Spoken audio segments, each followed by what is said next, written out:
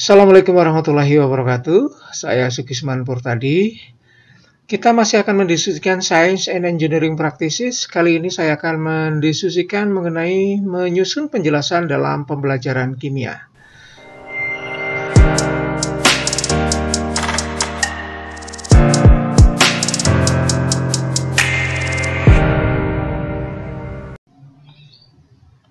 Apa yang akan kita diskusikan kali ini? Akan saya bagi menjadi beberapa bagian. Yang pertama adalah kita akan mendiskusikan mengapa praktik ini penting bagi siswa kita. Jadi mengapa kita harus membelajarkan praktik menyusun penjelasan bagi siswa kita. Kemudian kita juga akan mendiskusikan tentang apa sih sesungguhnya menyusun penjelasan itu atau praktik menyusun penjelasan itu seperti apa.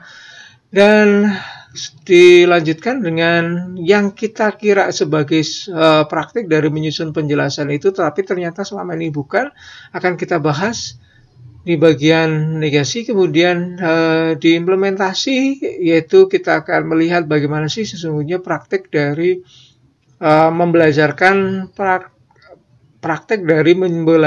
praktik menyusun penjelasan ini. Dan yang terakhir, kita akan mendiskusikan bagaimana langkah-langkah pembelajaran untuk membelajarkan praktek yang ke-6 ini. Baik, yang pertama kita akan mendiskusikan tentang urgensi atau mengapa sih praktek ini penting untuk kita belajarkan bagi siswa kita. Kita akan meninjau beberapa hal. Yang pertama adalah kondisi dari persekolahan kita. Ketika kita membicarakan tentang sains, kita akan mendapati bahwa siswa kita merasa sains itu adalah kumpulan fakta-fakta, atau mungkin juga beberapa teori dan konsep-konsep yang perlu mereka hafal. Tanpa kita sadari, kita juga merasakan bahwa kimia juga merupakan kumpulan dari fakta-fakta yang harus dihafal oleh siswa. Siswa yang dapat menghafalkan definisi asam, kemudian basa, atau konsep-konsep yang lain yang ada di dalam kimia akan mendapatkan nilai yang bagus, dan kemudian nilai bagus ini sebagai ukuran keberhasilan dari proses pembelajaran kimia di sekolah. Tapi sebenarnya seperti yang sudah kita bicarakan berulang kali bahwa apa yang menjadi tujuan dari proses pembelajaran kita di sekolah bukan hanya sekedar siswa dapat menghafal konsep yang ada di dalam tumpukan konsep yang ada di dalam pembelajaran sains, termasuk di dalamnya adalah kimia ya. Jadi ketika saya bicara sains, kimia juga termasuk di dalamnya, fisika, biologi, dan yang lain-lainnya. Bukan hanya itu, tetapi lebih dari itu bahwa kita menginginkan siswa kita memahami apa yang ada di dalam kehidupan sehari-hari mereka, fenomena alam yang menjadi yang mereka temui di dalam kehidupan sehari-hari itu ya. Jadi menjadi pemandangan mereka sehari-hari, kemudian pengalaman mereka dan sebagainya. Jadi prosesnya di situ. Membelajarkan mereka tentang menyusun penjelasan berdasarkan praktek ini akan memberikan pembelajaran yang berbeda. Jadi siswa tidak lagi akan menganggap bahwa kimia itu adalah kumpulan fakta, definisi, konsep, dan sebagainya, tetapi lebih dari itu, mereka akan melihat bahwa ada yang perlu mereka sadari, bahwa mengapa sih asam harus seperti ini, mengapa yang seperti itu disebut sebagai basa, mengapa suatu reaksi dapat terjadi, bagaimana ikatan sebenarnya dapat terbentuk, dan sebagainya. Itu yang yakin kita tekankan. Mengapa kita perlu menekankan itu? Karena pada berbagai penelitian menunjukkan bahwa dengan kita memberikan pengalaman pembelajaran yang seperti ini akan memberikan pemahaman yang lebih kuat bagi siswa kita. Jadi siswa kita tidak lagi hanya menghafal, kemudian beberapa saat kemudian hilang. Kita sangat menyadari bahwa sesuatu yang kita hafal biasanya tidak akan berlangsung atau tersimpan cukup lama, tetapi dia akan mudah sekali hilang. Oleh karena itu, dengan membiasakan siswa untuk memberikan penjelasan tentang segala sesuatu, pemahaman mereka akan lebih kuat dan akan tersimpan lebih lama di dalam pemikiran kita, di dalam pemikiran mereka. Nah, dengan melihat pemahaman yang lebih kuat pada pemikiran mereka, mereka akan melihat lagi bahwa dengan memberikan penjelasan pada segala sesuatu atau fenomena-fenomena yang mereka hadapi di dalam kehidupan sehari-hari, mereka akan juga melihat bagaimana konsep-konsep di dalam sains itu terbentuk. Jadi bagaimana pengetahuan-pengetahuan ilmiah itu dibangun.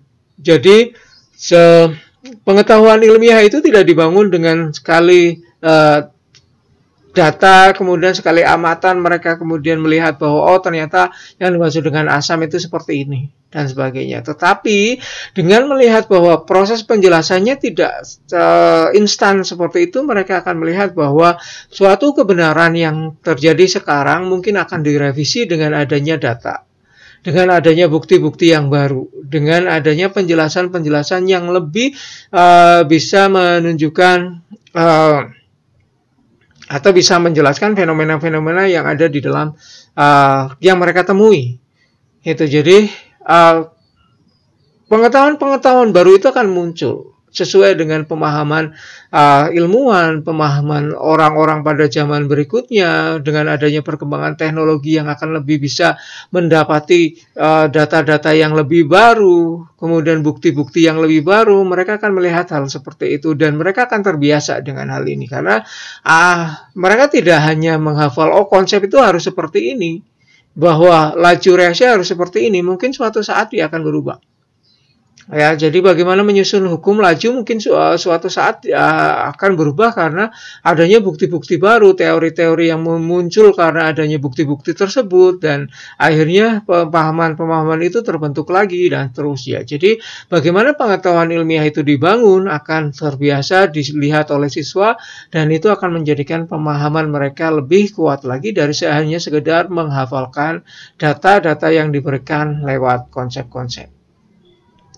Nah, lebih jauh dari itu kita akan melihat secara keilmuan, menyusun penjelasan itu sebenarnya adalah inti dari sebuah disiplin ilmu. Apapun disiplin ilmunya, biasanya khasnya adalah bagaimana dia akan memberikan penjelasan.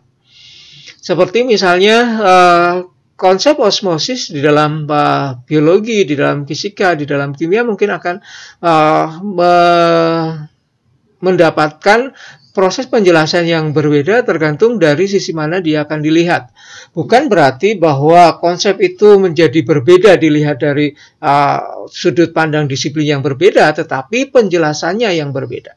Ya, konsep tentang osmosis di dalam biologi itu mungkin akan melihat bagaimana sel itu terpengaruh oleh cairan yang lain gitu ya. Jadi di luar sel, bagaimana membran sel itu akan terpengaruh oleh adanya larutan atau cairan di luar selnya dan bagaimana mereka bisa berinteraksi, berperilaku dan sebagainya, dan apa yang dihasilkan dari proses itu. Di dalam kimia kita akan melihat bagaimana sih konsentrasi itu terpengaruh. Jadi itu sesungguhnya adalah yang menjadi tujuan dari setiap ilmu, terutama ilmu alam ya. Jadi ilmu alam atau sains itu berusaha untuk menjelaskan sesungguhnya alam ini seperti apa.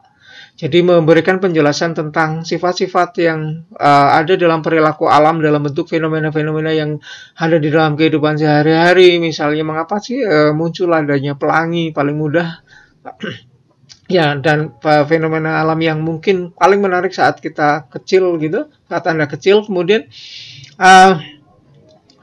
mengapa kita atau bagaimana kita dapat membersihkan baju, misalnya kotoran dari baju kita, mengapa sih sabun itu bisa membersihkan baju kita? Mungkin suatu saat kita akan mendapati bagaimana supaya kain itu tidak ketempelan kotoran atau hal-hal yang membuatnya menjadi kusut. Kemudian atau mungkin kita akan membuat inovasi bagaimana sih kerja sabun itu dan bagaimana membuat sabun itu yang ramah lingkungan, kemudian tapi punya daya bersih yang kuat dan sebagainya. Jadi tujuan-tujuan ilmu sains itu sebenarnya ke sana, dan inti dari setiap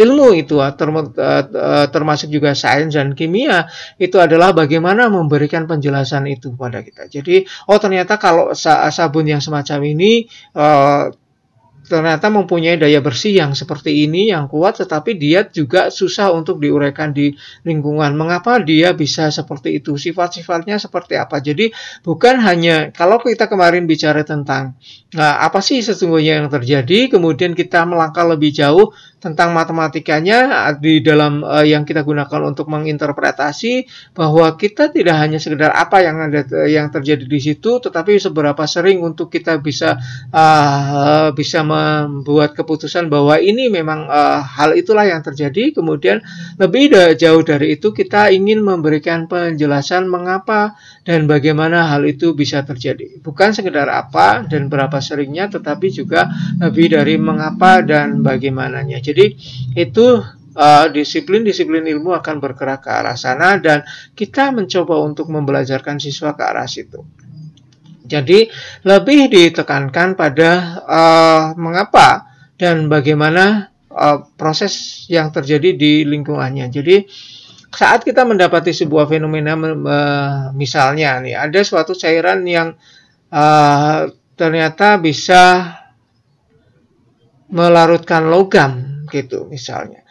Ya, jadi ada cairan yang bisa melarutkan logam, ternyata yang lainnya tidak. Nah, mereka menjelaskan mengapa yang ini bisa melarutkan logam dan mengapa yang ini tidak bisa melarut. Kemudian ada logam mulia. Bagaimana sih ternyata logam mulia ini ternyata tidak larut dalam larutan yang tadi melarutkan logam, jadi tidak sama dengan logam-logam yang lain.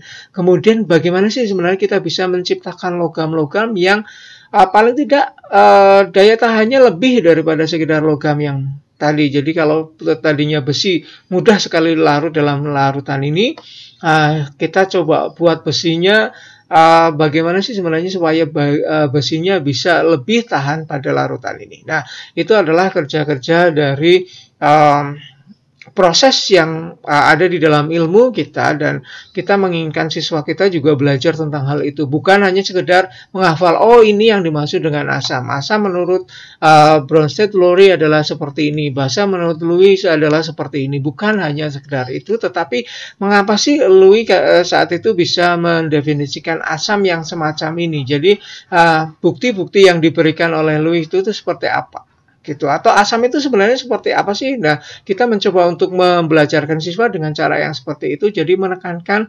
mengapa dan bagaimana yang terjadi kalau kita punya sebuah fenomena, kemudian punya data dan punya kemarin kita punya abstraksi dan sebagainya, dan kita akan mencoba untuk menjelaskan lebih dari itu.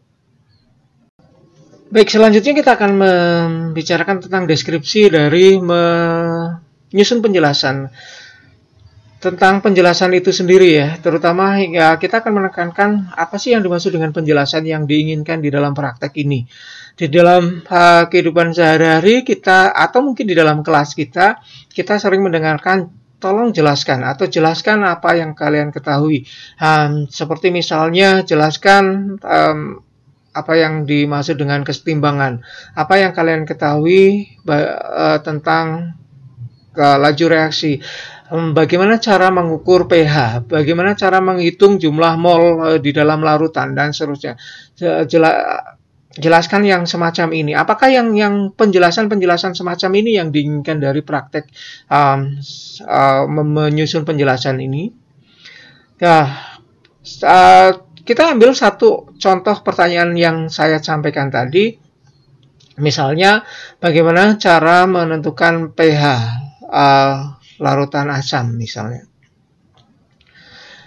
Mungkin Anda akan mendapati bahwa jawaban dari pertanyaan ini adalah tentang prosedur bagaimana penentuan pH asam, mulai dari apakah itu asam kuat dan asam lemah. Kalau asam lemah tentukan Ka-nya, kemudian berapa konsentrasi awalnya, kemudian apakah dia ditambah lain dan tidak, kemudian Anda memasukkan rumusnya, dan ketemulah konsentrasi H plusnya, kemudian Anda logkan minus lognya, kemudian Anda mendapatkan nilai pH semacam itu. Anda perhatikan bahwa di sini yang muncul dari proses penjelasan siswanya di sini adalah prosedur dari bagaimana menghitung harga pH dari sebuah asam dengan konsentrasi tertentu, baik itu asam lemah atau asam kuat ya. Jadi yang ditekankan di sini adalah penjelasan dari menghitung. Mungkin kita lihat lagi kalau saya ambil contoh lagi pertanyaan yang lain tadi. Jelaskan apa yang dimaksud dengan kesetimbangan. Ini juga sering muncul di dalam kelas kita. Jelaskan apa yang dimaksud dengan kesetimbangan kimia. Mungkin yang diinginkan dari si guru dengan pertanyaan ini adalah memberikan definisi dari kesetimbangan. Nah, praktek menyusun penjelasan di sini yang dimaksudkan bukan hanya sekedar menyampaikan, mendeskripsikan bagaimana prosedur untuk menghitung, bagaimana prosedur untuk melakukan percobaan, bukan langkah-langkah kerja, bukan juga definisi atau fakta yang diberikan tadi semacam itu. Jadi penjelasan yang diinginkan di dalam praktek menyusun penjelasan ini sebagaimana disebutkan di dalam standar NJSS itu adalah pernyataan yang menghubungkan antara teori ilmiah dengan pengamatan atau fenomena-fenomena tertentu. Jadi ada teori, tadi kita sudah mendapati teori yang ada, misalnya kesetimbangan itu apa sih sebenarnya, kemudian kita juga harus menghubungkannya dengan fenomena-fenomena yang ada. Oleh karena itu, nanti kita akan belajar tentang pertanyaan supaya siswa dapat membuat praktek atau mereka dapat mempraktekkan menyusun penjelasan itu. Kadang-kadang bukan karena siswanya tidak dapat melakukan praktek itu, tetapi karena pertanyaan kita memang menjebak mereka untuk tidak masuk ke prakteknya. Seperti yang contoh tadi ya. Apa yang dimaksud dengan kesetimbangan atau bagaimana cara menentukan pH asam dan basa dan seperti itu, maka yang masuk di dalamnya atau yang diinginkan dari si pertanyaan ini memang hanya pada bagian teori ilmiahnya atau konsepnya atau prosedurnya, pada bagian itu memang. Oleh karena itu yang diinginkan dari praktek menyusun penjelasan itu lebih dari itu, menyusunnya dari teorinya kemudian dihubungkan dengan fakta-fakta yang ada. Jadi buktinya seperti apa sih? Gitu. Bukti ini bukan hanya sekedar kemudian memberikan contoh, misalnya asam basa kemudian tadi ditentukan contohnya, tidak seperti itu, tetapi bagaimana bukti-bukti yang bisa diberikan kemudian mereka menguraikannya menggunakan teorinya. Jadi deskripsi dari menyusun penjelasan itu harus berpikir, mengajak siswa untuk berpikir tentang mengapa dan bagaimana itu dijelaskan. Jadi mengapa ini disebut sebagai asam, mengapa pada konsentrasi yang sama asam ini menjadi lebih pH-nya lebih tinggi daripada yang lain, daripada yang satunya dan sebagainya, dan bagaimana proses yang terjadi misalnya di dalam kesetimbangan dan sebagainya, sehingga kita bisa menyebutnya ini adalah kesetimbangan kimia, bukan kesetimbangan yang lain-lainnya. Ini adalah kesetimbangan yang dinamis, bukan kesetimbangan statis. Jadi mereka diajak untuk berpikir tentang, sekali lagi, berpikir tentang mengapa dan bagaimananya, bukan hanya sekedar mereka menyebutkan atau menulis ulang dari teorinya, kemudian konsepnya, dan sebagainya. Ada beberapa elemen kunci yang perlu kita sampaikan di dalam apa yang disebut sebagai menyusun penjelasan atau mengkonstruksi eksplanasi di sini. Saat kita mendapati jawaban siswa, baik itu berupa teks atau secara tertulis maupun verbal, yang mereka mencoba untuk menjelaskan sesuatu berdasarkan pertanyaan perintah ya, bagaimana mereka bisa menjelaskan sesuatu hal, maka kita bisa menetapkan apakah penjelasan siswa ini merupakan sebuah praktek menyusun penjelasan atau tidak. Kita bisa melihatnya dari beberapa elemen kunci. Elemen yang pertama adalah tentang pertanyaan itu sendiri. Kita bisa melihat apakah pertanyaannya itu mengajak siswa untuk menyusun penjelasan atau mengajak siswa untuk melakukan praktek uh, menyusun penjelasan atau tidak, kita bisa melihat dari segi pertanyaan itu. Mari kita lihat kalau kita punya pertanyaan semacam ini, misalnya jelaskan apa yang dimaksud dengan oksidasi atau reaksi oksidasi ya. Jadi jelaskan apa yang dimaksud dengan reaksi oksidasi. Di dalam pertanyaan ini mengandung satu perintah untuk menjawab apa sih yang dimaksud dengan reaksi oksidasi secara teoritis. Mereka dapat menjawab, mungkin kalau pertanyaan ini baru di awal tentang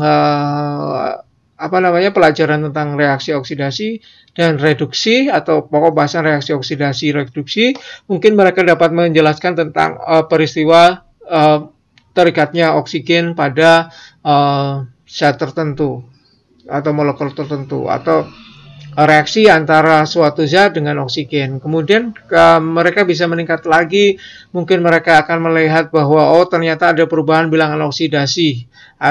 Reaksi oksidasi itu kalau terjadi kenaikan bilangan oksidasi. Kemudian meningkat lagi, ternyata kalau dia melepaskan elektron, ini adalah peristiwa reaksi oksidasi.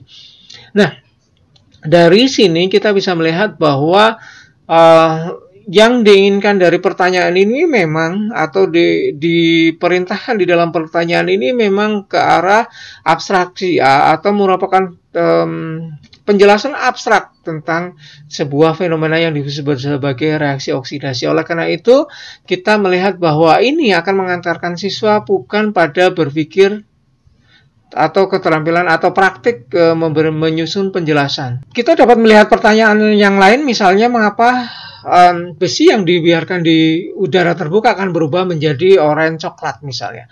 Ya. Di dalam pertanyaan yang kedua ini akan memberikan arahan pada siswa tentang, selain mereka menyusun teorinya atau menjelaskan fenomena ini berdasarkan teori yang mereka punya, ini juga memberikan pada siswa tentang adanya hal yang lain. Jadi mereka akan menyusun penjelasan antara teori dengan apa yang mereka jumpai, data apa yang mereka punya gitu. Jadi tidak hanya tentang penjelasan yang berlaku secara umum, tetapi merupakan penjelasan yang khusus pada kasus ini. Kasusnya adalah besi yang dibiarkan di udara terbuka akan berubah menjadi oranye coklat. Jadi langsung menuju pada kasus yang diinginkan dan bagaimana teori yang mereka punya, pemahaman konsep yang mereka punya dihubungkan dengan fenomena yang mereka dapati di dalam soal tersebut. Jadi mereka akan menggunakan ide-ide tadi, konsep-konsep tadi untuk akhirnya dapat memunculkan penjelasan sesuatu yang teramati di alam. Jadi kalau ada peristiwa bahwa besi yang dibiarkan di udara terbuka lama-lama akan berubah menjadi oranye coklat, atau mungkin coklat bahkan menjadi hitam dan sebagainya seperti itu, mereka bisa menjelaskan hal tersebut. Jadi ini yang kita coba untuk latihkan pada siswa kita. Kemudian berikutnya yang penting juga di dalam penjelasan tersebut adalah pernyataan mengenai bagaimana dan mengapa. Jadi bukan hanya teori tadi, tetapi mereka juga menjelaskan mengapa dan atau bagaimananya. Jadi bisa salah satunya saja atau kedua-duanya. Jadi kalau kita kembali lagi pada contoh tadi, mengapa sih besi yang dibiarkan di udara terbuka akan menjadi oranye, kecoklatan atau coklat, atau mungkin berubah dan rusak ya, berubah menjadi produk yang lain. Nah, kita akan melihat bahwa selain mereka bicara tentang reaksi, kemudian berbicara tentang reaksi oksidasi, kemudian mereka bicara tentang mungkin sampai pada persamaan reaksi, tetapi mereka tidak hanya berhenti di situ, tetapi mereka harus menjelaskan mengapa hal itu bisa terjadi dan bagaimana hal itu bisa terjadi, kondisi-kondisi semacam apa yang bisa menyebabkan hal tersebut gitu. Jadi kondisi-kondisi yang menyebabkan besi ini berubah menjadi oranye coklat bukan hanya bercerita bahwa Di dalam peristiwa itu terjadi perkaratan yang mengubah Fe menjadi Fe2O3 atau menjadi Fe3O4 dan yang lain-lainnya, dan seperti itu. Jadi bukan berhenti di situ tentang persamaan reaksi, tetapi mengapa hal itu terjadi. Jadi mereka memberikan penjelasan-penjelasan berdasarkan buktinya, bahwa ini di sini ada peristiwa oksidasi, ada reduksi, kemudian mana yang bisa bertindak elektrodanya yang mana yang anodanya, katodanya, dan sebagainya. Jadi bisa menjelaskan peristiwa itu sebenarnya terjadinya bagaimana. Jadi ketika mereka ditanya tentang satu hal, mereka mencoba untuk melihat sebenarnya ada peristiwa rantai sebab akibat yang terjadi di dalam fenomena alam yang mereka amati tersebut. Dan mereka mencoba untuk menjelaskan kembali, mengartikulasikan. Jadi mereka mencoba untuk memberikan penjelasan berdasarkan kalimat mereka sendiri dan pemahaman mereka sendiri terhadap apa sih yang mereka temui di dalam fenomena tersebut. Kemudian elemen kunci yang ketiga adalah bahwa penjelasan mereka harus didasarkan pada data dan bukti. Jadi ini adalah elemen kuncinya juga. Selain pertanyaannya juga menginginkan mereka untuk memberikan penjelasan yang lebih daripada sekedar teori. Kemudian di dalam penjelasan mereka menggabungkan antara teori dan bukti yang mereka temui di dalam soalnya itu ya. Kemudian harus didasarkan pada bukti tak. Jadi kalau ada pertanyaan, kemudian ada buktinya, dan mereka menyusun menghubungkan antara teori dan bukti tersebut. Jadi selalu didasarkan pada bukti-bukti yang ada. Di dalam penjelasan mereka selalu mendapati bahwa ada bukti-bukti yang perlu dijelaskan.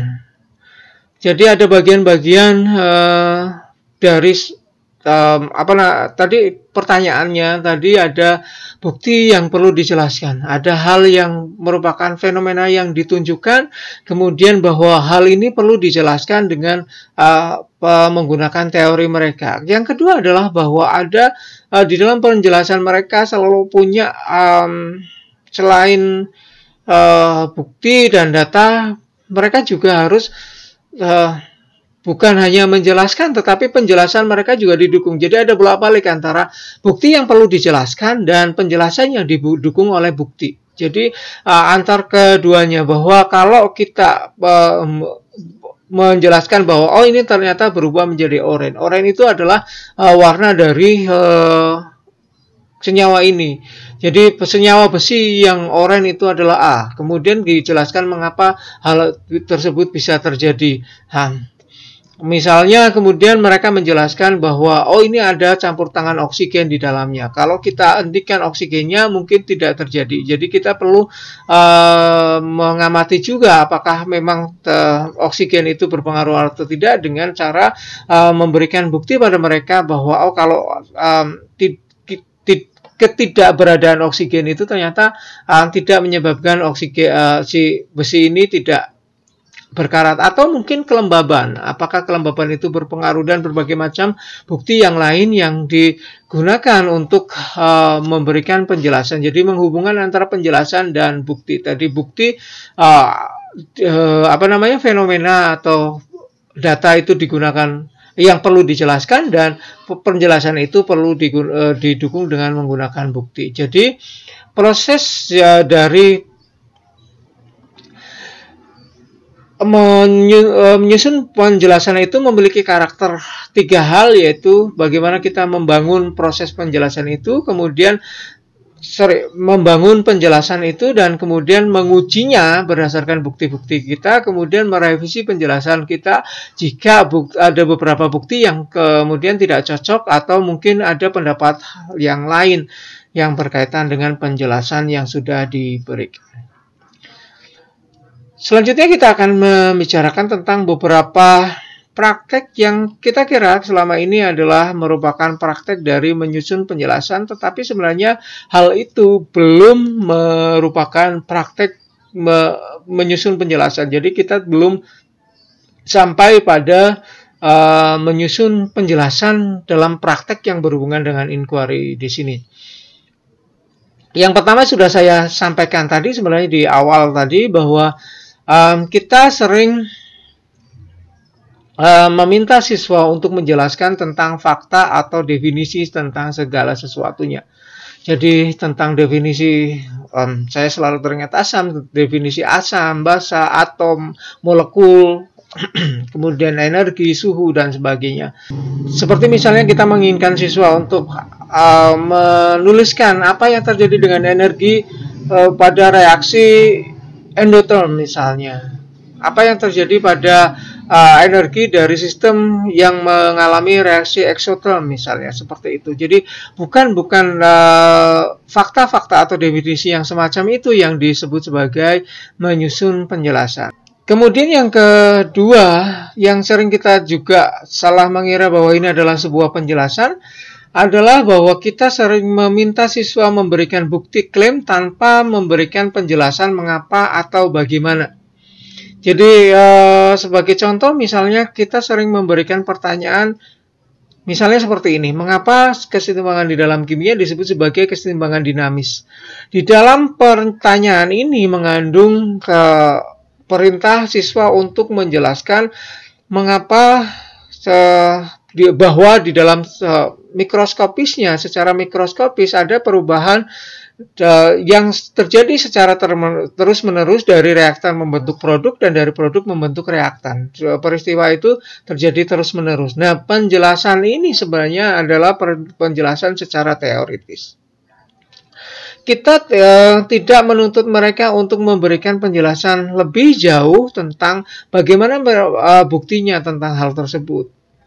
Ya, jadi bahwa ada bukti yang menunjukkan bahwa ini memang kesetimbangan itu terjadi dinamis.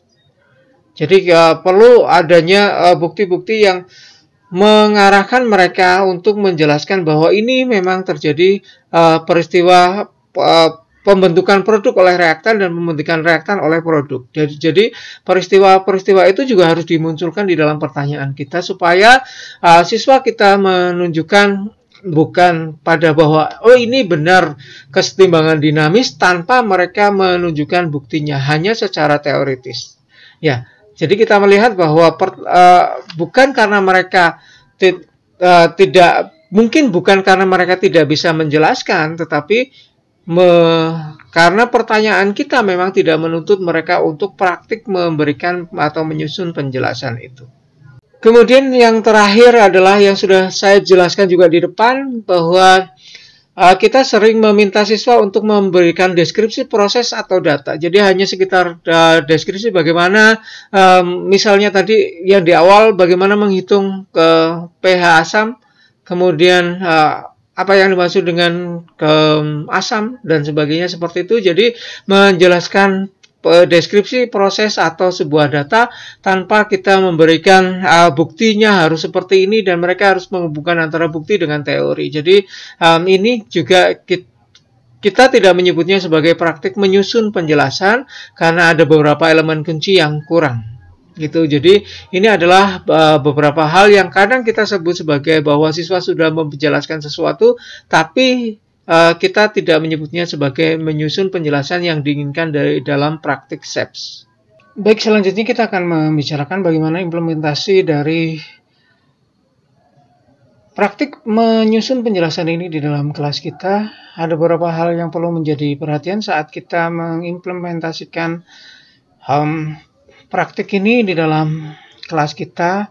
Yang perlu kita perhatikan bahwa tujuan dari sains itu adalah menyusun teori yang dapat memberikan penjelasan tentang fenomena-fenomena alam yang ada di sekitar kita. Itu yang menjadi titik tekan di dalam pemikiran kita sebelum kita memberikan pembelajaran pada siswa. Jadi sains itu tujuannya bukan menyampaikan fakta atau konsep sains untuk dihafal oleh siswa, tetapi konsep-konsep itu nantinya digunakan untuk menjelaskan. Jadi sains itu sebenarnya sebuah konstruksi dari teori-teori yang akhirnya nanti digunakan untuk menjelaskan fenomena. Kalau kemudian fenomena-fenomena itu tidak bisa dijelaskan oleh sebuah teori, ada fenomena-fenomena baru yang tidak bisa dijelaskan oleh teori-teori tersebut, maka kemungkinan akan terjadi perubahan teori. Jadi bukan teorinya yang dipaksa, kemudian fenomena-fenomena itu harus mengikuti teori, tetapi yang terjadi harusnya yang terjadi adalah sebaliknya. Jadi kalau ada fenomena harus bisa dijelaskan teori. Kalau teorinya tidak bisa menjelaskan, berarti ada teori yang lain yang diperlukan untuk menjelaskan tersebut, untuk menjelaskan fenomena tersebut. Nah, sebuah teori itu akan menjadi bisa diterima oleh kita semua kalau dia bisa menjelaskan lebih banyak teori. Lebih banyak menjelaskan lebih banyak fenomena. Jadi teori-teori yang baru yang muncul itu diterima karena dia bisa menjelaskan lebih banyak fenomena-fenomena yang sudah diketahui oleh ilmuwan-ilmuwan berikutnya atau kita semuanya berdasarkan perubahan-perubahan atau perkembangan-perkembangan teknologi dan ilmu-ilmu yang lain. Seperti Anda sangat tahu bagaimana perkembangan teori atom yang sangat banyak dikaji di dalam pembelajaran itu adalah teori atom. Di dalam teori atom itu kita tidak sekedar hanya menyampaikan teori atomnya Dalton itu seperti ini, kemudian kelebihan kelemahannya, kemudian disusun oleh Thomson dan seterusnya. Bukan yang seperti itu yang diinginkan, tetapi bagaimana kita bisa menjelaskan bahwa sebuah teori kadang-kadang perlu berubah karena adanya bukti. Nah, di dalam kita menjelaskan teori yang sudah komplit semacam ini yang sudah ditampilkan di dalam buku komplit itu biasanya kita punya keuntungan untuk memberikan penjelasan pada siswa atau memberikan pembelajaran pada siswa bagaimana membuat suatu penjelasan berdasarkan data yang baru. Kalau ada teori yang baru, kemudian ada data yang baru, ternyata tidak sesuai teori, apa yang harus kita lakukan, dan seterusnya. Jadi proses itulah yang membelajarkan pada siswa kita tentang bagaimana menyusun sebuah penjelasan. Dan penjelasan-penjelasan ilmiah itu merupakan aplikasi dari teorinya. Jadi selalu ada aplikasi teorinya tadi seperti yang sudah saya sebutkan, ada aplikasi teorinya, ada datanya, kemudian didukung oleh datanya, apakah teori ini sesuai atau tidak dan seterusnya. Jadi aplikasi pada hal-hal yang khusus itu merupakan penjelasan ilmiah dari sebuah teori. Kalau teori kan sebuah penjelasan yang umum ya dari fenomena yang ada di alam ini. Nah, tugas kita adalah membelajarkan siswa agar mereka dapat membangun penjelasan secara logis yang koheren dari fenomena-fenomena yang ada. Jadi dia akan menghubungkan antara pemahaman dengan buktinya. Jadi pemahaman teori dengan bukti. Jadi teori-teori yang mereka pahami itu tentang seperti apa, bagaimana teorinya, kemudian buktinya. Kita tidak harus selalu menekankan pada siswa untuk menyusun sebuah teori yang baru. Tidak harus selalu seperti itu, tetapi yang jelas di sana ada hubungan antara teori dengan bukti-bukti yang kita berikan atau bukti-bukti yang memang muncul di alam. Ya, jadi kalau kita melatihkan mereka untuk membuat penjelasan, barangkali bukti-buktinya bisa kita buat. Artinya bukti-bukti yang kita berikan pada siswa untuk membuat penjelasan adalah bukti-bukti yang tidak harus selalu ada di alam. Kalau kita sedang melatihkan pada mereka. Tetapi kalau tidak di dalam implementasinya ini kita bisa menggunakan bukti-bukti yang memang ada di alam. Baik yang belum dijelaskan, walaupun teorinya mungkin sudah ada ya, tetapi kita mengalurkan supaya mereka tahu bahwa teori itu munculnya seperti ini. Itu juga bisa seperti itu ya. Seperti misalnya katakan tadi teori atom. Orang zaman dahulu atau siswa kita anggap belum melihat seperti apa sih atom atau belum mendapati gambaran yang jelas tentang atom. Sama seperti orang zaman dahulu, apa sih yang ada di dalam bagian setiap benda ini, baik benda hidup atau benda mati. Kemudian muncullah pemikir-pemikir misalnya seperti Demokritos yang menganggap bahwa kalau kita memecah sesuatu maka akan terhenti pada titik yang disebut sebagai atom. Atau Aristoteles yang menyebutkan bahwa kita tidak akan bisa berhenti pada satu titik.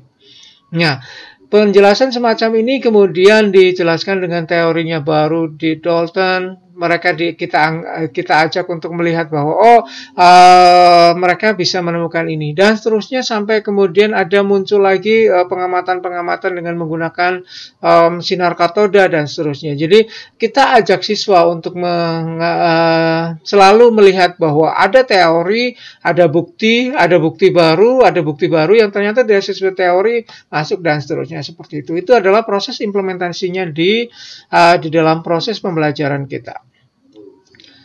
Itu jadi bagaimana kita seperti apa sih sebenarnya implementasi, bagaimana kita menyusun penjelasan berdasarkan praktek ini. Kemudian di dalam praktek ini juga kita selalu menekankan 3 hal dari karakter penjelasan ilmiah tadi, yaitu menyusunnya, kemudian mengujinya, dan merevisinya. Persis seperti yang terjadi pada teori atom secara keseluruhan, bukan hanya Dalton, secara keseluruhan. Di sana kita akan mendapati pembelajaran yang bagus untuk membuat siswa dapat melakukan praktek ini. Jadi di perubahan teori-teori itulah kita bisa memberikan pembelajaran yang bagus. Kita terfasilitasi untuk dapat memberikan proses pembelajaran bagaimana sih membuat penjelasan atau menyusun penjelasan. Jadi di sana ada bagaimana menyusunnya seperti apa, mengujinya seperti apa, dan merevisinya, merekonstruksinya lagi penjelasan kita. Oke, kita sampai pada bagian yang terakhir, yaitu bagaimana proses membelajarkan praktik menyusun penjelasan ini di siswa kita. Tidak seperti SEPS yang lain, saya tidak akan menjelaskan secara detail langkah demi langkah, tetapi ada beberapa hal yang perlu diperhatikan dalam kita membelajarkan praktek ini. Yang pertama adalah kita harus selalu mengembangkan pertanyaan yang baik pada siswa kita. Jadi sebuah pertanyaan yang baik nantinya akan mengajak siswa terbiasa untuk memberikan penjelasan. Pertanyaan yang baik itu harus ada fenomena, ada bukti, dan ada tekanan untuk meminta siswa untuk menjelaskan mengapa dan bagaimana. Jadi harus ada pertanyaan fenomenanya apa, seperti apa. Jadi tidak hanya melulu tentang apa yang dimaksud dengan reaksi kesetimbangan, tidak, tetapi berikan faktanya seperti apa, fenomenanya yang terjadi seperti apa, fakta-faktanya seperti apa, dan mengapanya. Itu yang akan melatihkan mereka untuk menyusun penjelasan dengan baik. Apakah pertanyaan harus selalu seperti itu? Tergantung pada apa yang akan kita tuju dari pertanyaan kita. Kita sedang bicara tentang bagaimana melatihkan siswa untuk menyusun penjelasan. Oleh karena itu, pertanyaan yang berkaitan dengan menyusun penjelasan itu yang seperti ini. Gitu. Jadi ada fenomena, ada bukti, ada mengapa dan bagaimananya. Salah satu dari mengapa dan bagaimananya. Kemudian yang kedua, kita perlu juga mengembangkan gerakan berbicara dan budaya kelas.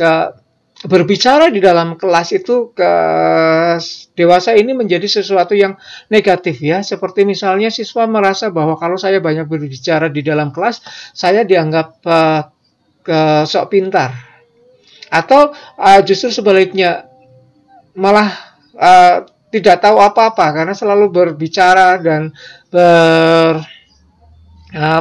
bertanya dan seterusnya, yang seperti ini. Oleh karena itu kita mencoba untuk menjadikan mereka terbiasa untuk menyampaikan pendapat, bukan hanya sekedar berbicara yang tanpa makna, tetapi ajak mereka untuk berpendapat, kemudian mereka diajak untuk melihat alternatif dari hal-hal yang kita atau yang mereka bicarakan. Jadi kita biasakan mereka untuk menyampaikan pendapat, kemudian kalau pendapatnya belum sesuai dengan apa yang diinginkan, galilah dengan menggunakan pertanyaan-pertanyaan terstruktur atau pertanyaan-pertanyaan panduan. Dan fokuskan siswa pada pertanyaan-pertanyaan ini.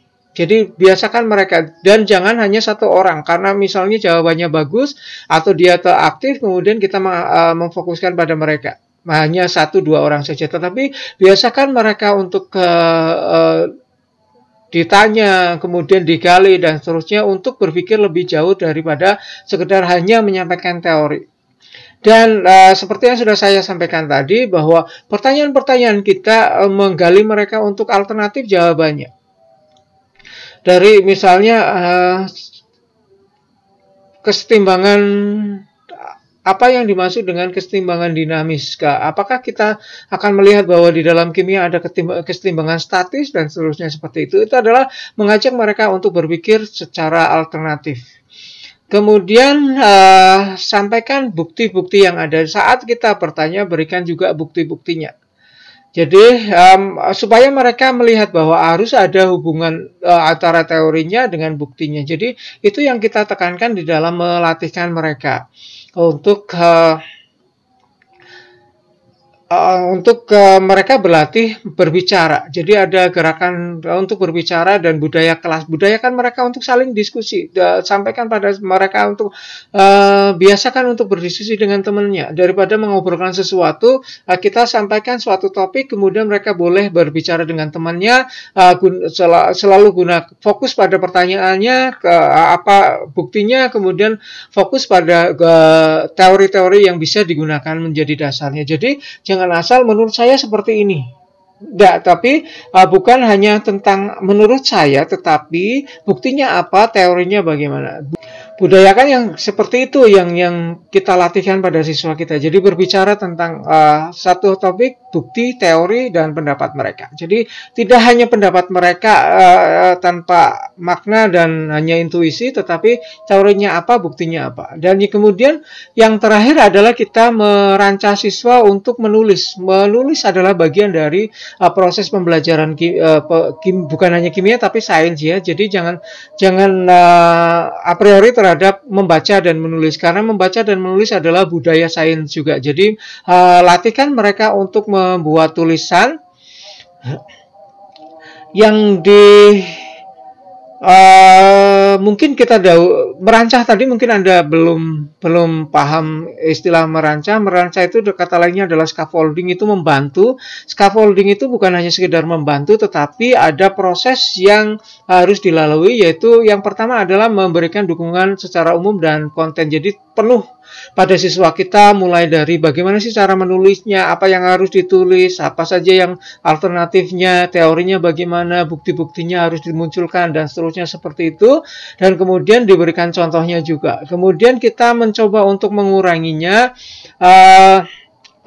dengan detail-detailnya, pada bagian detailnya kita kurangi, kemudian durasinya juga. Kita harus melihat bahwa di dalam scaffolding tidak selalu, atau di dalam merancang tidak selalu kita berikan bantuan secara umum, tetapi kita menguranginya, dan kita harus melihat bagaimana durasinya.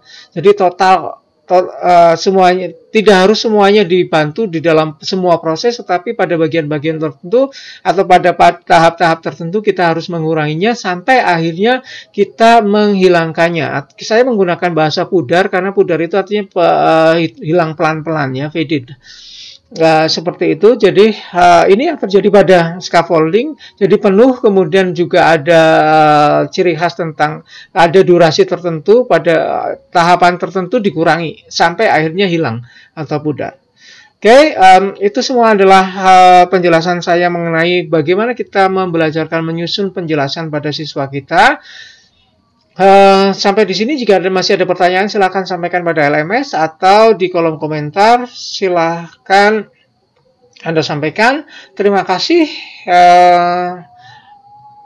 Saya akhiri. Assalamualaikum warahmatullahi wabarakatuh. Tetap semangat. Jangan lupa untuk mengerjakan tugas Anda.